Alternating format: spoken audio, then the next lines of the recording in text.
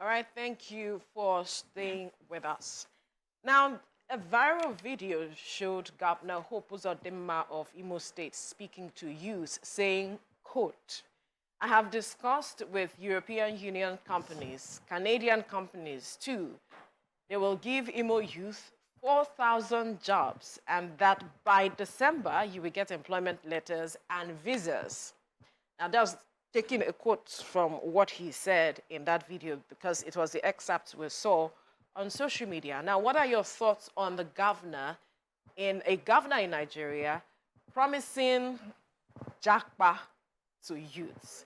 Join the conversation and call us on 081-0764 1679 or 090-241-63440 or tweet to us at TVC Connect using the hashtag YourView on TVC.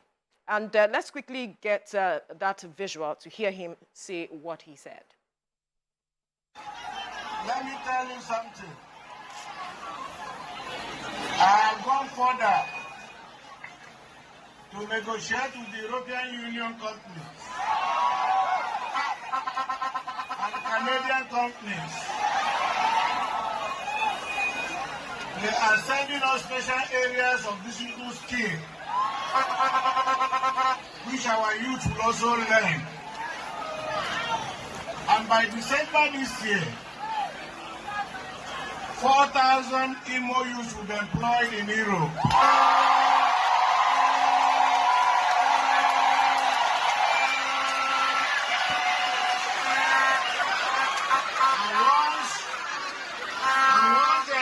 Letter comes,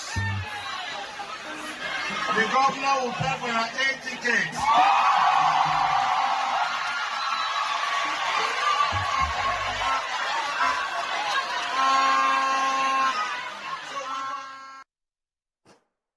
All right, let's remember that Governor Hope Uzodinma of Imo State is seeking re-election in the state, and the election happens in November.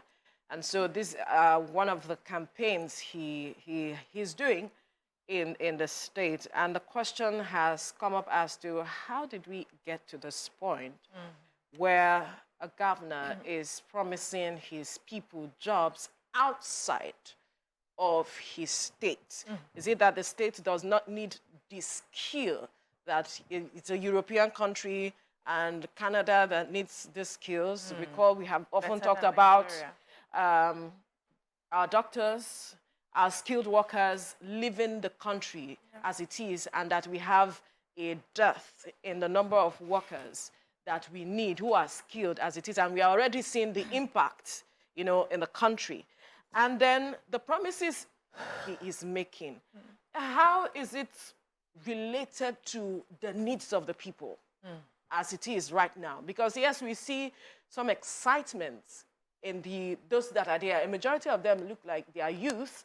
They are excited and they were screaming and shouting. But when you look at it critically, how does it relate to what the people need at this point? Because beyond the governor himself, we have seen during campaign periods, we have seen oftentimes where some of these persons make promises that do not seemingly align with the needs of the people. Even the last administration, former President Buhari speaking, that when there was a report that Nigeria has 133 million Nigerians are facing multidimensional poverty, and he was addressing that issue, and he said that oftentimes most of these governors carry out projects that are not beneficial to the people. They get the monies, they get the allocation. This morning we read that 1.1 trillion as federal allocation was being shared by the states and local governments and all of that. That they do not carry out projects that impact the lives of these people. That is why we are still seeing some of the results we are getting with regards to the numbers of people under this multidimensional poverty. And so my question is, how did we get to this point where we are getting this kind of statements? Let me start by saying something somebody said on YouTube. My thought about the governor is that he's confused. Maybe he wanted to say Calabar, not Canada. This was said by Truth is Truth. It's his opinion. And it's possible. you know. But when I saw that video, I cringed. I cringed because he sounded like there was no hope in Imo State. We have... He's Hope. Where, yeah, his name is Hope. His name is Hope, Veronica. And he sounded like there was no hope.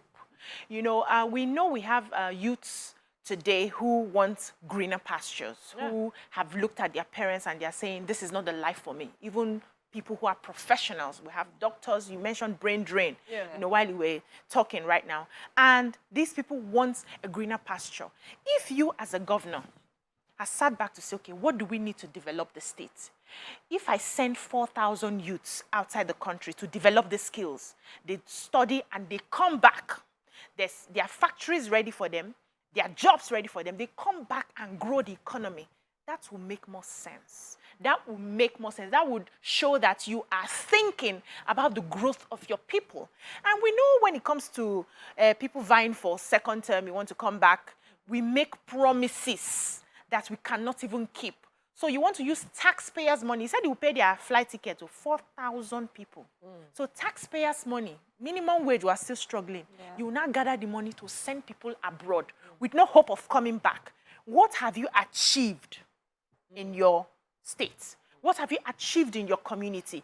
Do these people have handlers? Do they have a team that they listen to? Do they have consultants that they work with?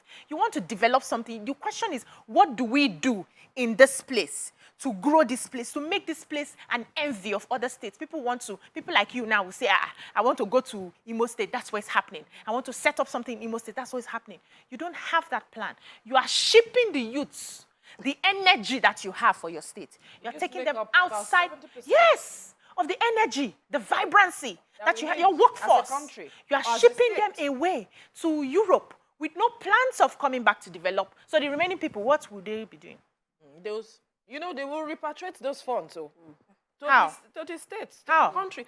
You don't know that they repatriate funds back to the country. With the black taxes that they pay by sending money to their family members? Is that repatriating funds? That's it. To That's what we call end? it. To what's the good? The All the monies people now collecting come back money. to Veronica, develop- calm down. All the monies that you've been collecting from your sisters abroad, what has it done for you? It's to feed. Beyond feeding, there are spend those it who are in the investing those economy. monies. How much are they sending? They are sending, no, they have, some of them have investments in this country, but we get your point. Let's hear another person's perspective to this issue, perhaps, because maybe he's looking at the repatriation of funds. We do not know. Anyway, let me come to you now. What do you think? When I saw the story, I was like, I never see this kind of thing before. Wonderful. I was shocked. I was like, I've never seen this kind of campaign promise before. It's so unusual. You know, we hear the, I'll give you light, I'll give you roads, we'll create jobs, we'll do this. But this one is promising jackpot to another country. And thinking outside the box. No. Wow. I've tried to think outside the box, really. And I just totally want to align my thoughts with what BC said. Exactly. That's why do you want to use taxpayers' money to send these people abroad? I'm aware that the state is... I think they have this Skill Up digital program where they're training. I think they've been able to train 20,000 people, 20,000 youths, you know, to earn digital skills. So why can we not bring those companies here to Imo State to say that we have skilled workers now that can help you to, you know, do this or that in your company? Where are the opportunities? We can work remotely. We had a situation during the amnesty program. We sent these people they were trained, where some persons were taking from the South to go and get training outside the country, and some of them returned. But not employments. The governor said that they will be employed. The employment letters will come in December. And why I'm even now about very... the aspect of training, no, that was why I brought that aspect. Okay. So I'm just wondering, why would you train your youths with taxpayers' money, and then you want to ship them abroad without even I would not want to use the word exploit, but letting them give back to your own economy before you allow them to then seek other, greener pastures abroad. And why I am even more disappointed is that reporters have reached out to the EU to ask, to confirm if the governor has actually reached out. And they said no, that they haven't heard anything. They don't even understand. They're not aware. And even if that kind of project, that project of that magnitude they would have known, because there needs to be a proper provisions for it to go through. You cannot just proper documentation. You cannot just send people abroad. He said December, that they'll get their letters and they'll travel in December. Is that not what we heard? That was what he said. He's already saying December. Meanwhile, the EU does not even know. So what are the plans? What's the program? How are you sending them abroad? You should have begun that conversation way before now. But maybe we do not know. Maybe we do. No, maybe we do not know. But Toby, what do you know, please? Veronica. So, listening to you, BC, and listening to Oye, I agree with you 100%. But then I'm a bit worried about the response the youths were giving. Thank you. They were excited. Elated. I never see this kind of thing before. It's a campaign grounds now. They're supposed to cheer him up. To say, Governor, they want to jump on their own. They want to do something on their own. He's telling them what they want to hear. Yes. A government is now saying, don't waste your money. I will do it. Of course. I mean, the response was very, very... And that goes to show that this Nigerian youth, it's a deeper problem that we have beyond the surface of we want to japa. The average... I don't want to say the average Nigerian or the average youth is because we are also in that WhatsApp group, right? No, I'm not. Meaning that we are also the youth that were speaking, we are still the youth. But we can't use our own knowledge to serve as a basis for every other youth. We are not even in that WhatsApp group. We are not even in that space. But if we say the Nigerian youth, we are also part of them. And so, for people like this, they may want to say, December na 3 months, I no go do any work again. Make I just get my passport ready. They wait. And that's another time wasted because they are believing that our governor, who serves as an authority figure, has said they will do this. And then what's the criteria for picking the 4,000 people? We don't even know. We don't even know all of those details. If you say the EU has not confirmed it, weak meal. It's a more. Please. So you two don't. Could it just be that you don't know what the conversation behind? I thought you would know. We need to go. No, I don't know the conversation. I don't know the conversation. Let's go on break first. I'm not in Imo State. We're going on a break. When we return, we'll continue this conversation. Stay with us. All right. Thank you for staying with us. We're still talking about the statement Governor Hope Uzodinma made while on the campaign ground, talking about taking about 4,000 Imo youths out of the country to some European Union companies and Canadian companies to work. But I hear we have Comrade Tiger on the line trying to weigh in on this conversation. Good morning, Comrade Tiger. Go ahead with your contribution. Fine morning, my beautiful sisters. Good morning. And thank you for this wonderful program. Thank you. First of all, I want to appreciate you all for the good work you guys have been doing for years now. Thank you very much. And my wife never missed to watch you guys before doing anything. Extend our greetings to her. I will do. All right. Now, I want to let you people know. If somebody have watched the news last week, Germany has been closing their border. Between Germany and Poland. They have closed their border, seriously. Yeah. There is no job in Europe. There's no job in Europe. All you and I know. Everybody knows there's no job in Europe. The economy is hitting everywhere. How could somebody, you leave your place, you are promising somebody a job in a foreign country. How do you think it is possible? Do you think those youths you see there shouting and yelling, you think they are the youth of Imo State? They are not. These are rented, paid. No youth from Imo State with his conscience. When you look at them, most of them are graduates that are there. At least they know their and their rights. How could you promise such people that you are going to give them job in Europe? There's no family that don't have somebody in Europe or no kindred or village. Yeah. We all know what is happening in Europe. Right. What is happening in Europe? Which country? Is it Germany? Is it Greece? Is it Italy? Is it France? The world is in everybody's tip now to ourselves. This is to tell you the kind of people that we are having in the government.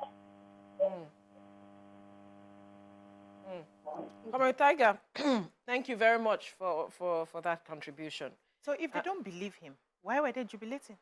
He mentioned something that perhaps those persons there and hired crowds that have been paid to come and just cheer the governor on and just create a semblance of he has the support of the people.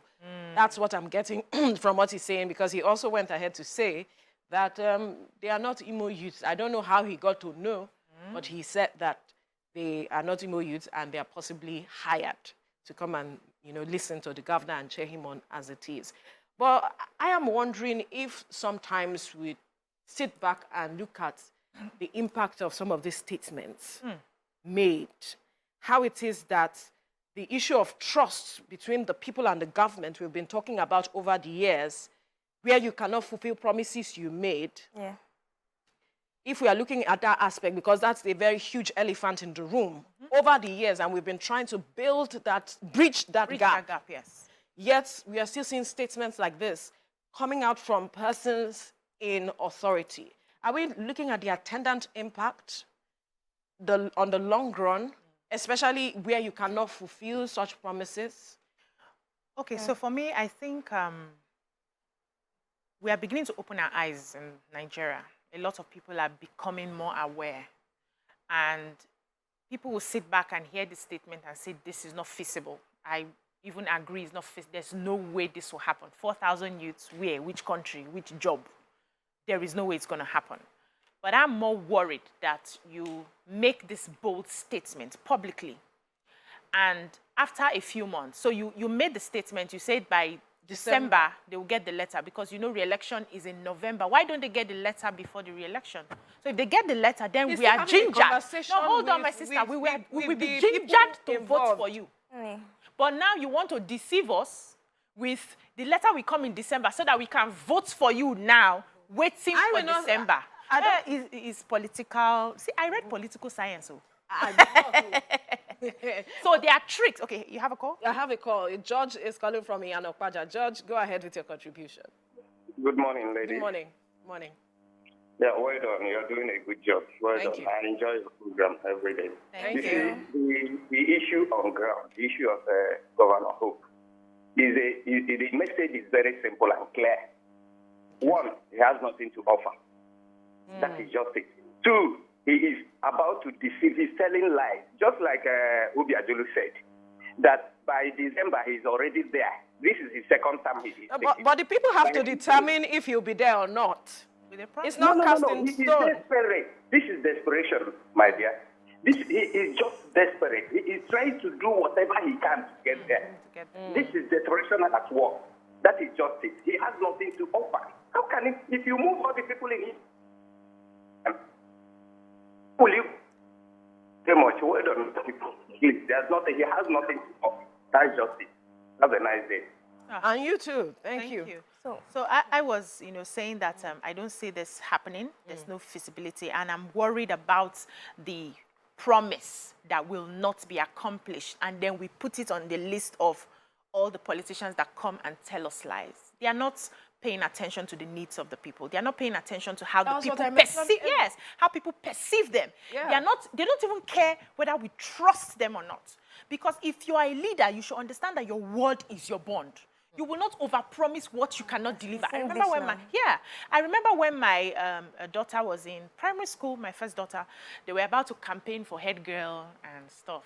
So she came home and I said, okay, write your manifesto. She wrote the manifesto and she presented it, and she was promising she will fix their water tap. She will fix tap, she will put ice cream, something. I say, wait. Oh, do you have money? Who is going to do that? Nah. Change it. Tell them you're going to help them make sure that students obey. You're going to use something More you know you can, more realistic, is something you within know you your can deliver, power. so that if you people can hold you to it. But when you give all these lofty promises, I will do this, and we have seen this over the years. 1 naira will not be, it will not be 1 naira to $1. You will now be buying, cars will run on water instead of fuel. At the end of the day, where are we today?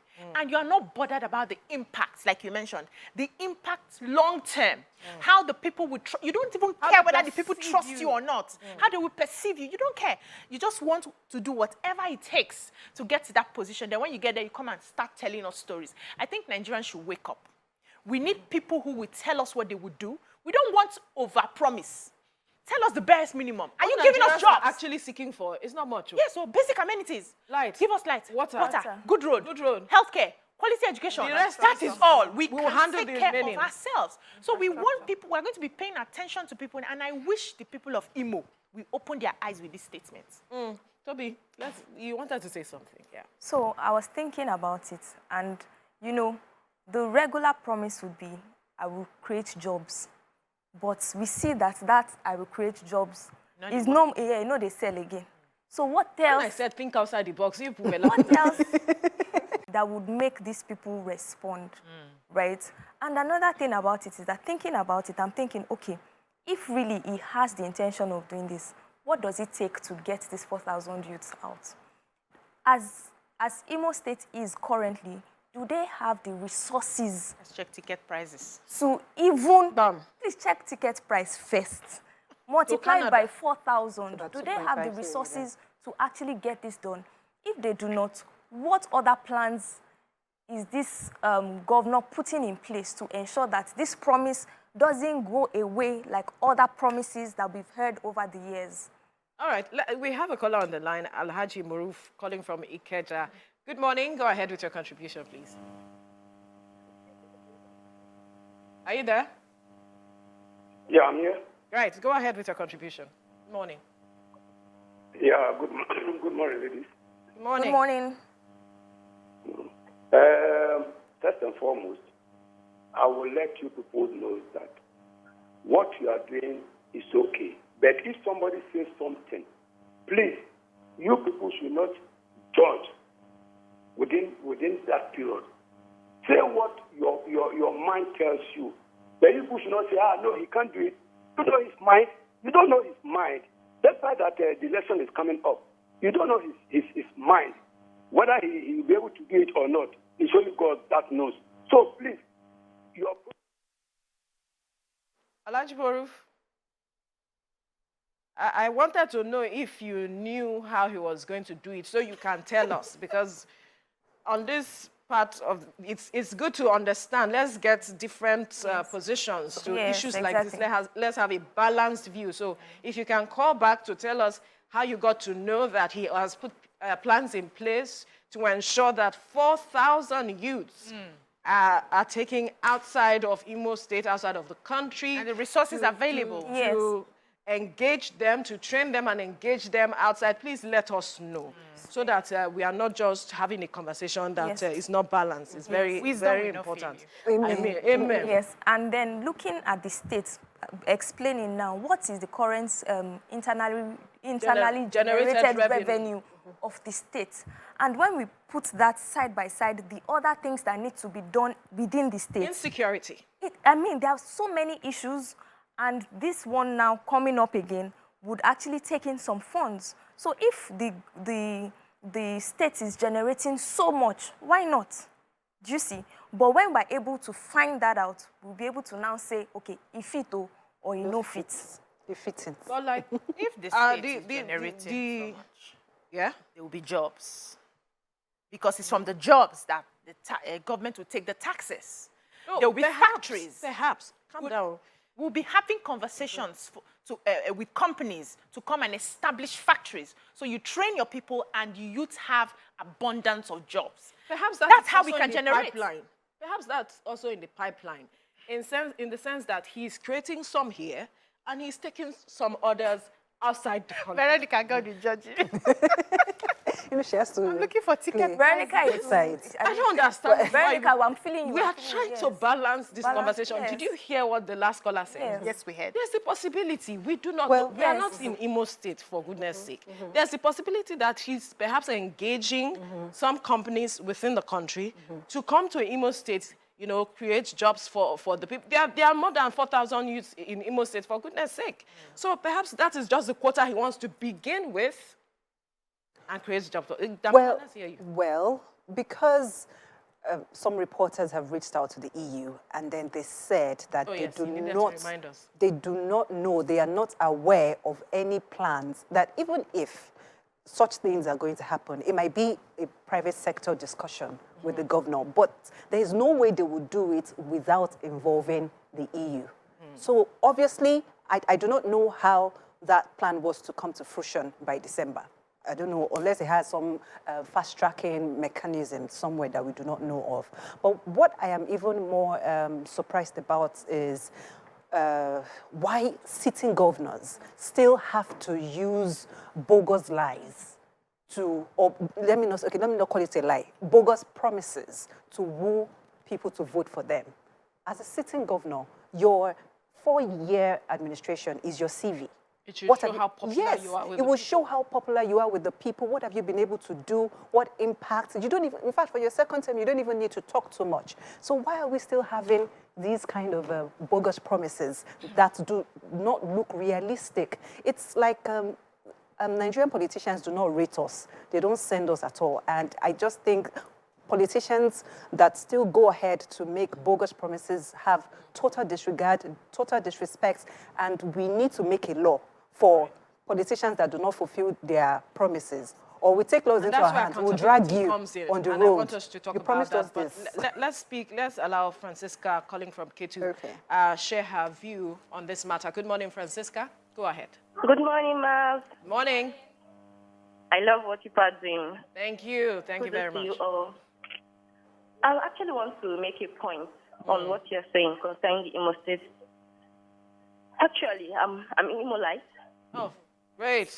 How do you feel And about this also, statement? I am highly disappointed by my governor, I would say.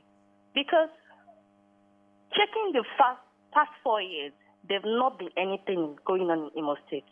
It has been issues here and there, insecurity here and there. This is a place that used to be a home for all. Like, people come into the state, lodge, have fun, and go back to their various locations. But it's no longer like that.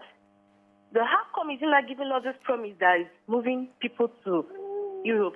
For crying out loud, there are so many schools in Imo State where we have educated people with good grades. If actually he's doing a good job, he should have retained those ones. The graduates, he should have retained those ones. So many youths, when I mean so many youths, are out of the state because of insecurity, looking for somewhere to shelter, to get something doing. Now, my home place, I can't go home.